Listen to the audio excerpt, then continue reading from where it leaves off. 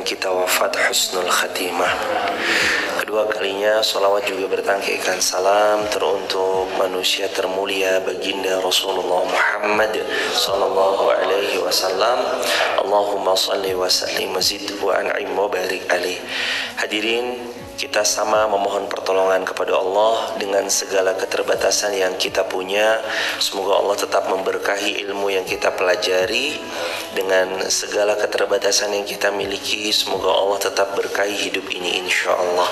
Luruskan niat, bulatkan tekad, lipat gandakan semangat. Yang kita cari hanyalah ibtigha'a mardatillah. Fokus kita mencari ridhonya Allah, itu saja. Buka Al-Quran, mari dibuka Al-Quran. Teman-teman di rumah selamat datang, selamat bergabung. Yang di TikTok, di YouTube, di Instagram, kalau ada Al-Quran di dekatnya, silahkan ya dibuka Al-Quran. Surah Al-Baqarah ayat 11 sampai ayat 15. Al-Baqarah ayat 11 sampai ayat 15. InsyaAllah pelan-pelan kita khatamkan Al-Quran beserta maknanya, beserta tafsiran daripada Al-Imam Ibnu Katsir, Syekh bin Nasir As-Sa'di, juga nanti daripada tafsir ulama yang lain seperti Imam Qurtubi, Imam Tabari, tafsir seperti dalam kitab Jalalainnya Imam Jalaluddin As-Suyuti. Nanti pelan-pelan kita juga cari banyak referensi supaya kaya akan ilmu insyaallah biiznillah. 1, 2, a'udzu billahi minasyaitonir rajim dulu. Saya baca seperti biasa, diulangi bersama-sama. A'udzu billahi minasyaitonir rajim. 1, 2, 3. A'udzu billahi minasyaitonir rajim. Bismillahirrahmanirrahim.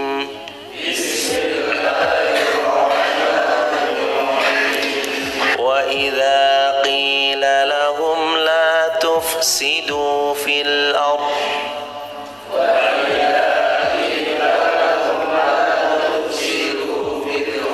qalu innama nahnu muslihun.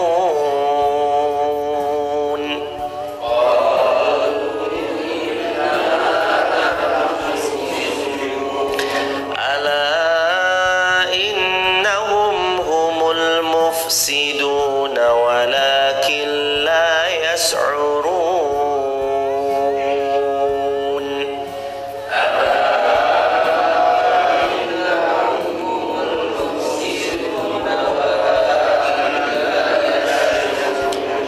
وإذا قيل لهم آمنوا كما آمن الناس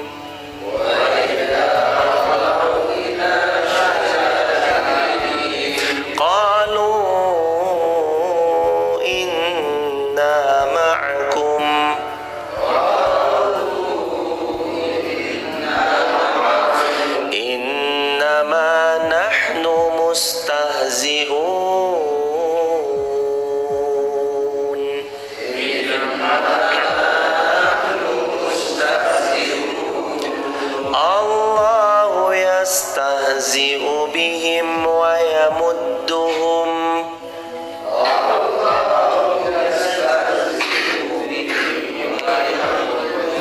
في طغيانهم يعمهون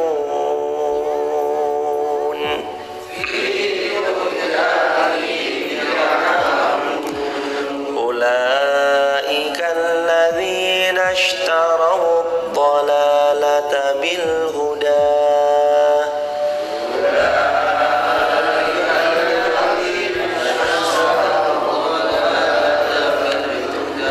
فما ربحت تجارتهم وما كانوا مهتدين.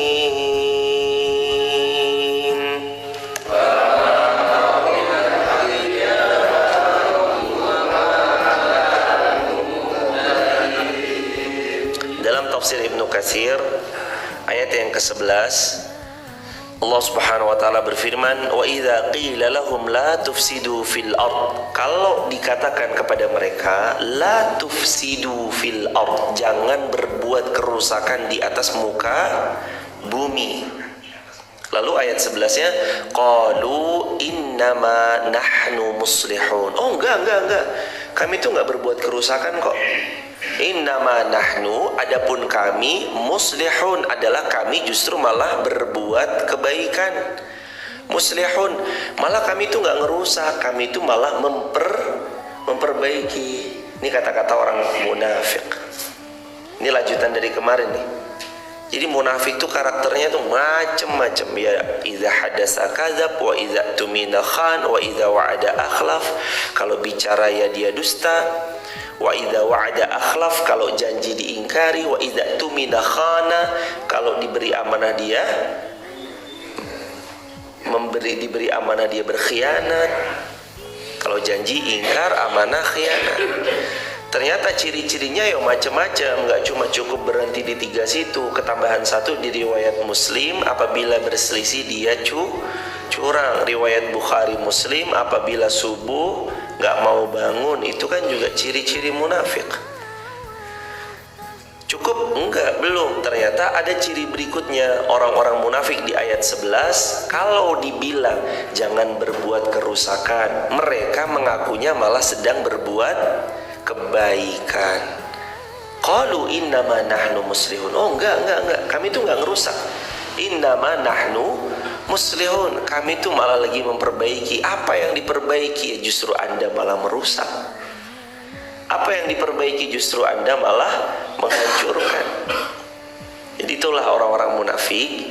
Mereka tuh kalau dibilang la tufsidu fil ard, jangan berbuat kerusakan, malah mereka menganggap dirinya justru adalah pihak yang sedang berbuat baik, padahal tidak sama sekali.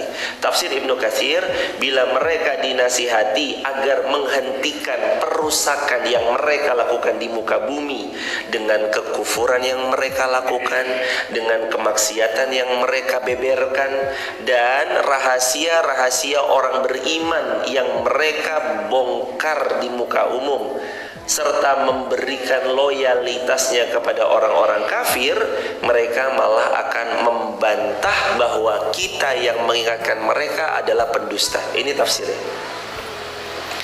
Sungguh, kemudian mereka bilang, sungguh kami adalah orang yang memperbaiki.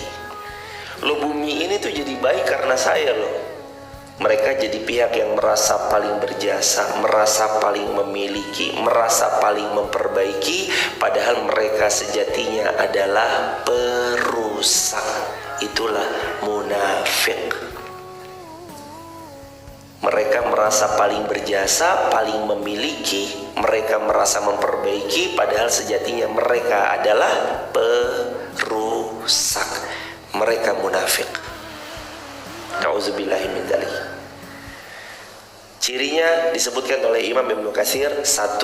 Berbuat kekufuran, 2. Berbuat maksiat, 3. Membeberkan rahasia orang beriman. Jadi orang beriman itu dibeberkan rahasianya. Ini loh kelemahan orang beriman, ada di sini, ada di situ, ada di sini, ada di situ.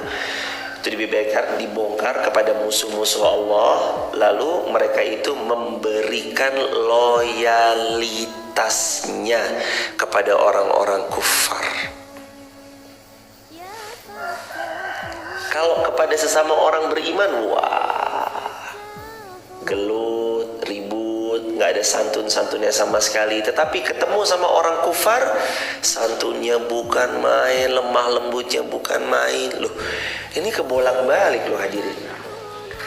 Padahal Allah berfirman di Quran surah At-Taubah ayat 128, karakter yang harus kita tiru dari Nabi adalah bil mu'minina raufur rahim. Kepada sesama orang beriman sikapnya santun luar biasa, rahim sayang luar biasa.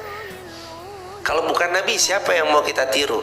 Laqad kana lakum fi Rasulillahi uswatun hasanah. Sedangkan Rasulullah sebaik-baik uswah hasanah. Terus kita mau niru siapa? Kalau bukan meniru baginda Rasulullah Muhammad sallallahu alaihi wasallam. Tapi orang kafir ya memang begitu, orang munafik ya memang begitu. Ciri pertamanya mereka berbuat kufur. Ciri keduanya dijelaskan tafsir Ibnu Katsirnya, mereka berbuat maksiat. Ciri ketiganya mereka tuh suka melemahkan orang beriman dengan membeberkan aib-aib mereka yang beriman supaya dicari-cari kelemahannya. Ciri yang keempat, memberikan loyalitas kepada orang-orang kufar. Dan kalau diingatkan jangan merusak, mereka membantah, justru kami adalah yang memperbaiki. Ini munafik. Wal'iyazubillahi min zalik. Ya Allah, semoga kami semua terhindar dari sifat ini ya Allah. Amin ya rabbal alamin. Ayat ke-12. Ala innahum humul mufsiduna walakin la yash'urun. Allah tegas di ayat ke-12 memberitahu siapa sejatinya mereka. Ala, ingatlah, hei orang-orang beriman, ingat satu hal ini. Innahum, sesungguhnya mereka, humul mufsiduna, mereka itu adalah para perusak. Walakin la yash'urun, tapi mereka tidak sadar. Mereka tuh pembocor-pembocor kapal, tapi mereka nggak mau ngaku. Mereka itu maling, tapi mereka teriak maling. Maling teriak maling. Yang membuat kerusakan ya mereka. Walakin la yash'urun, tapi mereka nggak sadar itu. Dijelaskan dalam tafsirnya, sungguh apa yang mereka kerjakan dan mereka klaim bahwa mereka adalah pihak yang berbuat kebaikan, itu sejatinya klaim sepihak dari mereka yang Allah langsung bantah. Itu klaim sepihak dari mereka. Mereka ngakunya innama nahnu muslihun, kami itu memperbaiki. Allah bantah klaim-klaiman mereka. Tidak, sesungguhnya mereka itulah yang justru berbuat kerusakan, namun mereka tidak menyadarinya karena saking dungunya mereka. Na'udzubillahi min dzalik. Ini bahaya hadirin. Sekarang kalau kita mau tadabbur buat diri kita, namanya juga tadabbur ya. Saya lebih membawakan tema ini bukan ke tafsirnya, tapi saya lebih senang kalau kita bawa tema ini ke tadabbur. Karena kalau tafsir ini berat, mufassir nih yang berhak bicara di sini. Yang berhak adalah mufassir nih. Tapi kalau saya lebih senang kita bahasakannya tadabbur aja. Tadabbur ayat, satu ayat demi satu ayat kita tadabburi. Kalau tafsir kita teksnya aja kita bawakan langsung biar nggak keliru tentang pentafsirannya. Tapi lebih secara umumnya kita lagi tadabbur. Tadabbur ayat ini hadirin, kalau kita mau baca kepada diri kita sendiri apa? Takut kepada Allah lah kita semua. Jangan-jangan kita termasuk yang dibantah klaim kita sama Allah. Jangan-jangan ayat 12 ini buat kita lagi. Kita yang selama ini seperti ayat yang ke-11, koar-koar, loh saya tuh memperbaiki, saya tuh akan begini, saya tuh akan begitu. Ternyata kita malah merusak. Jangan-jangan itu kita. Lebih-lebih jangan-jangan itu saya yang berbicara. Kita klaim, oh ini kita memperbaiki kok, oh ini kita berbuat baik, oh ini kita begini dan begitu kok. Ternyata nanti Allah bantah. Karena apa? Kejahilan Karena apa? Kedunguan. Kita berjalan tapi nggak tahu koridornya jalan di atas apa. Kita melaksanakan sesuatu tapi nggak tahu kita melaksanakan sesuatu atas perintah apa, perintah siapa, tujuannya apa, sarananya bagaimana, cara menyampaikannya bagaimana. Karena kebaikan itu kan bukan cuma sekedar baik. Saya ulangi, berulang kali saya ulangi materi yang analogi sederhana ini. Saya punya hadiah parfum, Mas Hadi, ini hadiah buat Mas Hadi ya. Tapi saya ngasihnya dilempar, nih Mas Hadi, tak, kena pelipisnya Mas Hadi, tak, berdarah. Kira-kira Mas Hadi terima hadiah dari saya atau nantang saya gelut? Ya nantang gelut pasti jamaah. Maksudmu apa ya? Ratrimo. Akhirnya ribut. Padahal yang dikasih hadiah. Itu baik loh hadirin, ngasih hadiah baik. Tapi karena packaging, cara mengemasnya, cara pendistribusiannya, cara memberikannya nggak baik, akhirnya yang tadinya hadiah itu baik berubah wujud menjadi penghinaan, berubah wujud menjadi melukai pihak yang diberi. Itu loh yang jangan sampai kita lupa. Kita klaim jangan-jangan innama nahnu muslihun, saya ini berbuat baik, tahu-tahu Allah batalkan. Enggak, kamu tuh nggak berbuat baik, kamu tuh malah merusak. Enggak, kamu tuh nggak lagi berbuat baik, kamu tuh malah mengacaukan. Enggak, kamu tuh nggak berbuat baik, tapi justru kamu maksiat kepada Allah. Karena kata para ulama itu, beliau mengatakan sesungguhnya merekalah yang berbuat kerusakan, namun walakin la yash'urun, difahami oleh para ulama tafsir, mereka tidak sadar. Faktornya dua. Satu, karena dungunya mereka. Dua, karena mereka ingkar kepada Allah dan Rasulnya Muhammad Sallallahu Alaihi Wasallam. Jadi dua faktor mereka nggak sadar, yang dalam ayat ini disebut walakin la yash'urun, tapi mereka nggak tahu. Faktor pertama karena dungunya mereka atau kejahilan. Faktor yang kedua karena mereka ingkar. Kalau kejahilan ini masih bisa cenderung mudah diobatin hadirin. Siapapun yang jahil lebih cenderung mudah diobati. Karena kejahilan itu obatnya satu, ilmu belajar, itu obatnya. Tapi kalau mengingkari, dia pengingkaran, dia mengingkari apa yang Allah firmankan, apa yang Rasul sabdakan, itu nyari obatnya agak sulit. Kecuali dia mau tunduk, aslim taslam, dia tunduk, Allah hujamkan hidayah, dia mengambilnya, menjemputnya, menjaganya, merawatnya, menanam dalam relung jiwanya hingga tumbuh subur, lebih bagus. Tapi kalau yang kedua ini mengingkari, dia nggak jujur sama dirinya sendiri, agak sulit untuk sembuh karena dia sudah mengingkari. Jadi apa faktor walakin la yash'urun? Tapi mereka nggak sadar. Faktornya kata para ulama mufassir dua. Satu, faktornya kejahilan. Kita nggak sadar ngerusak. Faktornya karena jahil. Jahil murakkab, dungunya kebangetan. Sudah mah jahil, nggak mau belajar. Kan tipe-tipe orang ada 4 ya, teman-teman dicatat ya di kolom komentar. Tipe manusia ada 4. Tipe yang pertama, orang yang tahu bahwa dirinya tahu. Ini tipe terbaik. Tipe kedua, orang yang tidak tahu bahwa dirinya tahu. Ini jane orangnya pinter jemaah, tapi dia nggak tahu kalau dirinya pinter. Yang nomor satu kan orang pinter dan dia tahu bahwa dia pintar. Yang kedua kan orang pinter sebenarnya, tapi dia nggak tahu bahwa dia lagi pinter. Tipe orang yang ketiga, orang yang tahu bahwa dirinya tidak tahu. Jadi yang ketiga ini tipenya dia sadar bahwa dirinya ini penuh kejahilan, ya dia sadar.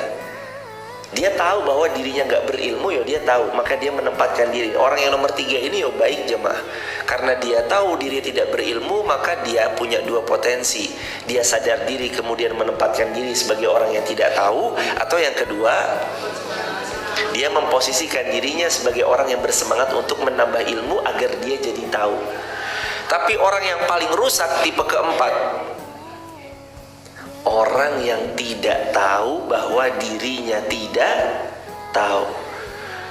Udah mah dungu, jahil, nggak tahu kalau dirinya dungu, jahil, sok keminter. Wah ya, ini tambah fatal.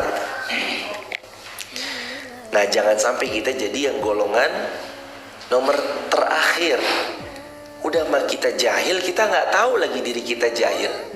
Udah mah kita jahil, kita nggak tahu lagi gimana caranya mengentaskan kejahilan, lagi gimana cara mengentaskan orang dianya aja nggak sadar kalau dirinya dungu. Udah mah jahil bicara masalah umum. Siapa? Kata Nabi SAW, kalian akan dapati ruwaibidah muncul di tengah-tengah kalian. Siapa itu ruwaibidah ya Rasulullah? Rasulullah jawab, orang yang dungu tapi bicara masalah ammah, masalah umat masyarakat yang banyak dan besar. Bicara ada standar kualifikasinya hadirin, bukan asal sembarang bicara. Bisa nggak kira-kira kita minta obati gigi kita, tapi datangnya bukan ke dokter gigi, melainkan ke tukang tambal ban? Kira-kira bisa nggak nyembuhin gigi kita tukang tambal ban? Nggak bisa hadirin. Segala sesuatunya punya kualifikasi masing-masing.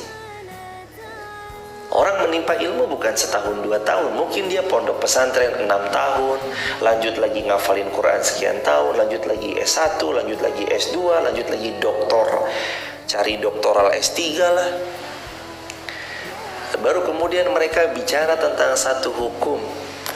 Bukan asal serampangan, kita nggak tahu duduk persoalannya, ngelihat video baru sepotong-sepotong, ngelihat cuplikan baru setengah, padahal beliau ngomongnya panjang lebar, akhirnya tersulut emosi, terprovokasi, dia bicara tanpa ilmu, yang tanpa dia sadari dia memprovokasi orang lain.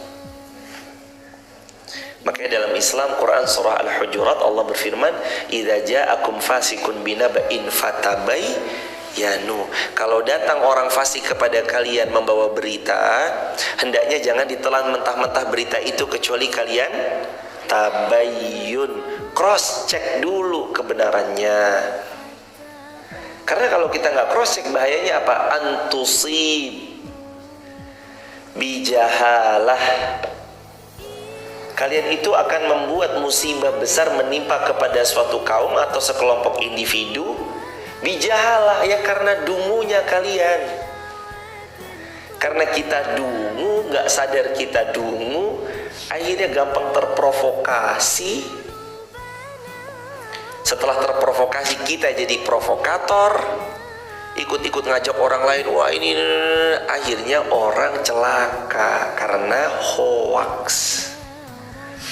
Sahabat di TikTok, YouTube, Instagram, jamaah Masjid Fatimah Garung yang dicintai Allah, maka yuk jadilah orang yang pertama, kedua, yang ketiga. Syukur-syukur jadilah orang yang pertama. Jadilah diri kita orang yang tahu bahwa kita adalah orang yang tahu. Ya kalau enggak jangan sampai nomor 4 lah, minim-minim ya nomor 3 lah. Minimal kita tahu kalau diri kita ini tidak tahu. Akui aja jemaah, kalau emang kita belum punya ilmunya, jawab, mohon maaf, saya belum punya ilmunya, saya takut bicara tanpa ilmu. Wallahu a'lam bishawab. Selesai. Nggak akan jadi hina kok. Justru dikatakan oleh Imam Ahmad bin Hanbal, kalau ada orang sampai bisa menjawab semua pertanyaan, ini orang apa ini? Imam Ahmad sampai nanya, ini orang apa ini? Kalau ada orang kok bisa jawab, ditanya jawab, ditanya jawab, tanpa pernah sekalipun dia menjawab, Allahu a'lam, saya nggak tahu, saya belum punya ilmunya. Ini orang apa ini? Ditanya Imam Ahmad bin Hanbal. Imam Syafi'i loh jamaah, ada seorang yang hadir di majelisnya beliau, terus angkat tangan nanya begini, wahai Imam, saya kehilangan daripada domba saya. Terus saya mau makan nih kambing dari hadiah milik temannya saya. Itu bagaimana hukumnya, boleh atau enggak? Sebentar ya. Sama Imam Syafi'i ditunda jawabannya.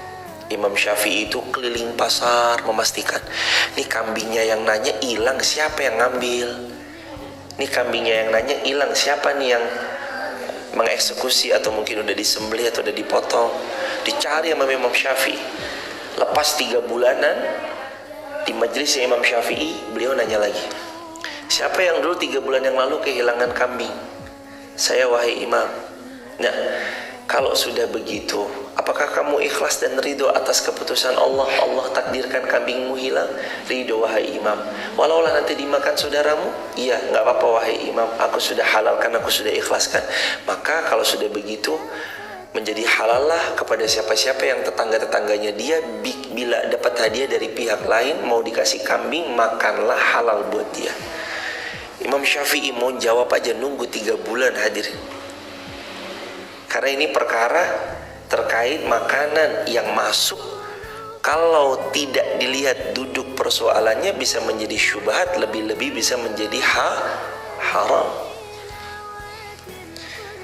Nah, ini kembali dalam bahasan walakin la yash'urun. Allah memberitahu mereka tuh sebenarnya pembuat kerusakan di muka bumi. Walakin la yash'urun, tapi mereka tidak sadar.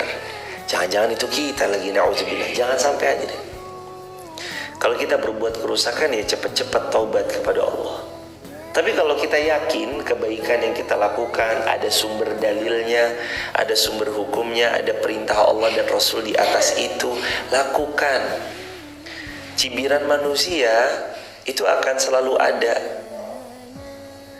Kenapa sih kadang kita itu gagal melakukan Kenapa kita kadangkala gagal melakukan kebaikan? Jawabannya karena kita terlalu mudah dan terlalu sering mendengarkan kabar dari orang lain.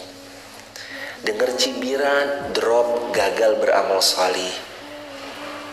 Dengar hinaan, drop, gagal lagi beramal salih. Dibully, alah kamu, dulunya kamu kayak apa? Akhirnya drop lagi mentalnya. Yang tadinya udah semangat untuk beramal, ngedrop lagi, gagal lagi beramal salih. Jadi kenapa sih kita kok sering banget gagal dalam beramal salih? Karena kita terlalu sering mendengarkan ucapan atau omongan orang lain. Coba mulai sekarang, asal ini amal salih, kita tahu ilmunya, kita tahu landasan hukumnya, lakukan aja tanpa harus mendengarkan apa kata orang. Ridhon nas ghayatun la tudrak, kata Imam Syafi'i rahimahullah. Kamu kalau cari ridhonya manusia ya nggak akan dapat. Tapi kalau kita cari ridhonya Allah pasti dapat. Kenapa kita harus sibuk mikirin omongan manusia yang nggak ada habisnya? Ngapain corona kok berbuat ini berbuat itu? Sekarang lagi musimnya corona kali, ngapain ini dan itu? Wah, nggak habis-habis nanti omongan manusia. Ngapain subuh-subuh gelap-gelap kok capek-capek mau duduk lama sejam? Ngapain kok di rumah mau live streaming? Ngapain kok di rumah mau habis paket datanya untuk nonton kajian ceramah gini? Wah, kalau dengerin omongan orang nggak pernah ada habisnya. Maka jawaban atas pertanyaan kenapa kita sering gagal dalam beramal sholih, jawabannya karena kita sering mendengar omongan manusia yang kadangkala melemahkan kita, menunda kita dalam beramal salih. Maka kunci jawabannya fokus cari ridho Allah, jangan pedulikan apa kata manusia. Dan kadang tuh yang komentar tuh gak kredibel juga kok. Kalau kita dikomentari sama guru kita, maaf tadi saya lihat statement Anda begini ya. Iya. Bagaimana toh Kiai? Begini, ini kan dalilnya begini, tafsirnya begini, asbabun nuzulnya begini. Coba diulang lagi ya. Oh, dikomentarin sama gurunda kita, ya kita perbaiki. Tapi kadang yang komentar kan nggak genah, Dari mana, siapa dia juga nggak tahu. Komentar asal nyablak. Terus gara-gara komentar itu kita lemah beramal soleh. Yo jangan jamaah. Amal soleh mah yo amal soleh. Harus kuat-kuat, kuat mental untuk dengerin apapun kata orang. Semangat. Karena kalau udah beramal soleh itu kaitannya dengan badiru bil amal, sama kaitannya sama riwayat Muslim, kata Nabi, ihris ala ma yanfa'uk. Kalau udah amal soleh itu tracknya badiru, yuk segera lari cepat, kebut bil amal, dalam amal salih. Jangan leha-leha, jangan lena-lena, cepat, gercep. Ihris, kata Nabi, semangat. Itu amal salih. Hanya saja yang perlu kita perhatikan tentang niat. Mari luruskan niat, jangan sampai ada ujub dan riya. Ayat ke-13. Wa idza qila lahum aminu kama amanan nas qalu anu'minu kama amanas sufaha ala innahum humus sufaha walakin la ya'lamun. Allah berfirman di ayat ini, apabila dikatakan kepada mereka berimanlah kamu sebagaimana orang beriman telah beriman. Jadi mereka ini ya diajak juga untuk beriman. Ayo beriman yuk sebagaimana orang beriman. Berimanlah kalian sebagaimana orang beriman. Mereka menjawab, apakah kami akan beriman seperti orang-orang yang kurang akal itu beriman? Wah, ngece jemaah. Diajak ngaji, sorry ya, sibuk, itu kan kalimatnya ini tuh. Begitu diajak, ayo beriman kepada Allah seperti orang-orang beriman tuh loh. Kalau bahasa lainnya, yuk ngaji yuk. Itu loh orang-orang pada ngaji. Jawaban mereka apa? Anu'minu kama amanas sufaha. Apakah kami beriman seperti itu tuh sufaha, orang-orang kurang akal itu beriman? Wah, ngecehnya kebangetan jemaah. Diajak ngaji, yuk ngaji yuk, yuk ngaji yuk. Sorry ya, sibuk. Emang kita pengangguran apa? Emang yang ngaji-ngaji ini, yang live streaming ini semuanya pengangguran apa? Sampai terus dikatakan, sorry ya saya sibuk nih gak bisa ngaji. Bukan, Anda tuh sebenarnya gak sibuk, tapi Anda tidak pernah memprioritaskan Allah dalam hidup Anda. Itu sebabnya Anda gak pernah bisa duduk di majelis ilmu. Kita termasuk hadirin, ayolah flashback. Atau boleh jadi kita yang terlalu gila dunia. Sampai-sampai kita bilang, sorry ya, gak ada waktu. Bukan gak ada waktu, Anda gak pernah prioritasin Allah dalam hidup Anda. Yang ada di kepalanya adalah cuan. Yang ada di kepalanya adalah kulakan. Yang ada di kepalanya adalah dagang. Kerja, tipes. Yang ada di kepala kita begitu terus. Sholat, ngapain sholat jengkang-jengking doang? La ilaha illallah. Kok bisa ucapan itu terlontar? Ngapain sholat jengkang-jengking doang? Ya Allah, innalillah. Ngaji yuk bro. Sholat itu kewajiban, ngaji juga adalah kewajiban. Mas Suhud aja sampai hafal ya Mas Suhud. Ngaji kewajiban, Mas Suhud aja sampai hafal. Talabul ilm faridatun ala kulli muslim. Menuntut ilmu hukumnya wajib bagi setiap muslim. Anu'minu kama amanas sufaha. Malah dia bilang, ya kami beriman seperti orang dungu itu beriman. Itu ngecenya bukan main. Ini orang-orang munafik, zindik, fasik, kafir. Beriman ya kamu, diajak beriman. Wa idza qila lahum bila dikatakan kepada mereka aminu kama amanan nas, yuk beriman yuk. Itu loh orang-orang udah pada beriman. Qalu, mereka jawab, anu'minu kama amanas sufaha. Kami beriman kayak orang-orang dungu itu beriman. La ilaha illallah. Mereka menghina dengan terang jemaah. Ala innahum humus sufaha walakin la ya'lamun. Allah bantah lagi. Mereka mengatakan, kami beriman seperti orang dungu itu beriman. Allah jawab untuk mereka, ala innahum humus sufaha. Mereka itulah orang-orang sufaha yang justru kurang akal, lagi dungu, lagi jahil murakkab, walakin la ya'lamun. Tetapi mereka tidak tahu. Dikatakan oleh para mufassir, ketika dikatakan kepada orang-orang yang munafik beriman seperti sahabat Rasulullah beriman seperti kaum muslimin beriman dengan iman hati dan amal perbuatan, maka mereka membantah, apakah kami akan beriman kepada Muhammad seperti orang yang lemah akalnya itu beriman kepada Muhammad? Kalau demikian maka kami tidak akan sama dungu seperti mereka. Lalu Allah bantah mereka. Allah menyatakan bahwa justru merekalah orang yang kurang akal, lagi sangat dungunya, karena mereka tidak tahu bahwa apa yang mereka pegang itu berupa kesesatan yang akan merugikan mereka pada hari kiamat. Itu tafsir Ibnu Katsir.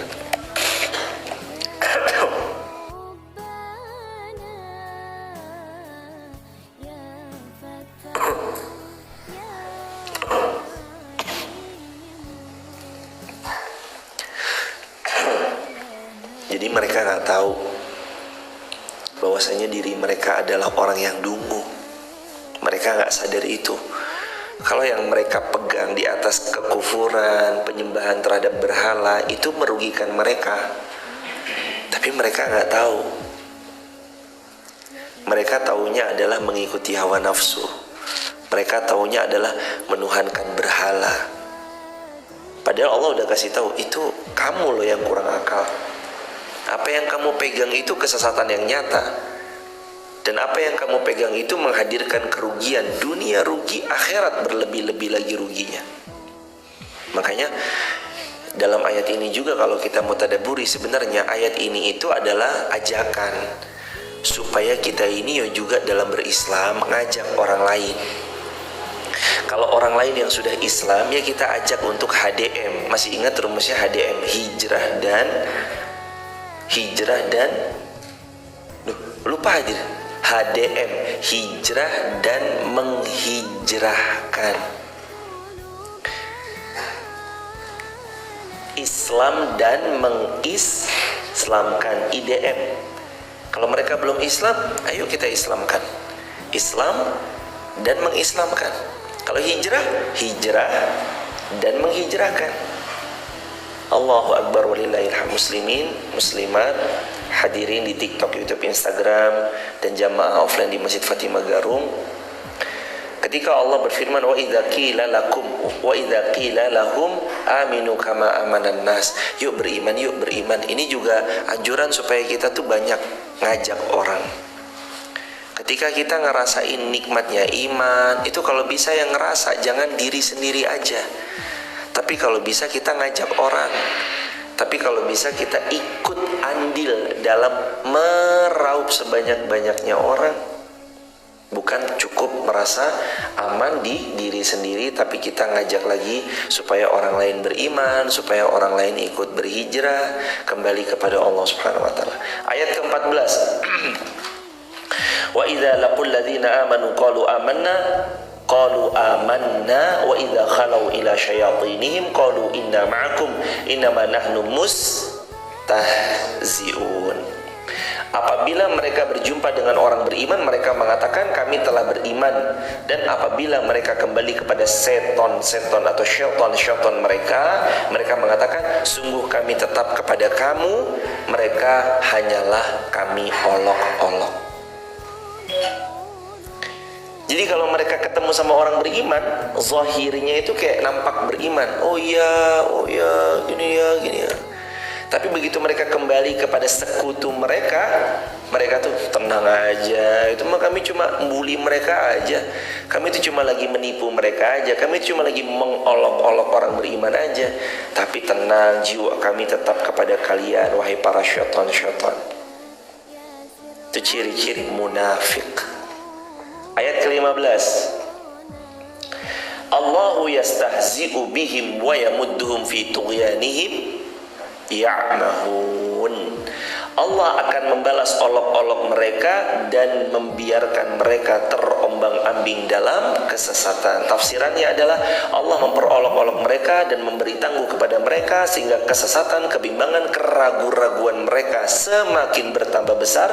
Selanjutnya Allah akan membinasakan mereka atas penghinaan mereka kepada orang beriman. Orang beriman itu semakin dihina, semakin wangi. Seperti kayu gaharu yang dibakar, semakin dibakar, semakin wangi. Orang beriman begitu.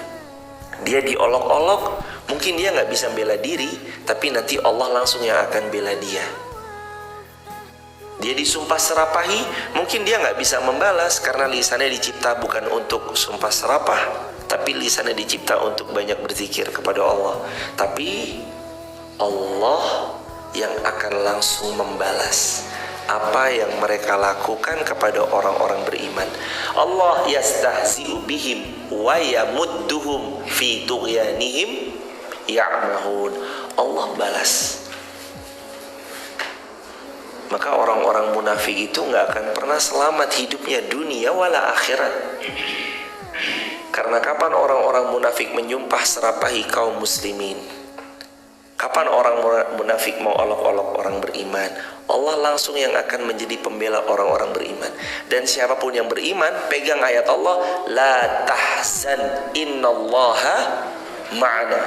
Jangan sedih, ada Allah sama kita.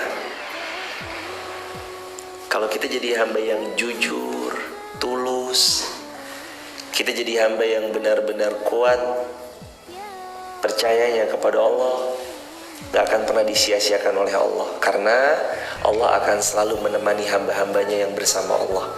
Dan Allah akan membalas orang-orang yang menghinakan orang yang beriman.